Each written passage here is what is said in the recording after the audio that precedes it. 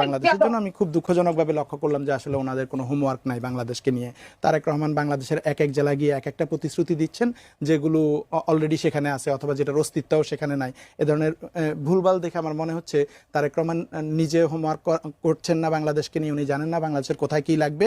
আবার ওনার যে expert team থাকার কথা ছিল ওনার না থাকুক সেটাও আসলে নাই। তো এতে করে যেটা হচ্ছে যে আমরা বাংলাদেশের যিনি প্রধানমন্ত্রী হতে চাচ্ছেন তার আসলে বাংলাদেশ সম্পর্কে কোনোই ধারণা নাই। এটা কিছুটা রেজোনেট করতেছে মাহমুদুর রহমানের ওই বক্তৃতার সাথে যে আপনি 17 বছর বাইরেই ছিলেন, আপনি তো আসলে বাংলাদেশে তেমন কিছু জানেন না। এটা দেখছি যে কুমিল্লা ইপিজেড করবেন বা যশোরে বন্ধ চিনিকল খুলে দিবেন, নীলফামারীতে মেডিকেল কলেজ করবেন, 6 মাসের মায়েদের ছুটি সবেতনে ছুটি করবেন, বা দিনাজপুরের আমের করবেন, রাজশাহীতে আমের হিমাগার করবেন, এই ধরনের আরও নানান জিনিস, চট্টগ্রামকে বাণিজ্যিক রাজধানী করবেন, বা বেকার ভাতা দিবেন যেটা 2001 সালেও বিএনপি প্রপোজালে রেখেছিল যেটা আসলে বাস্তবায়নযোগ্য না বাংলাদেশের জন্য।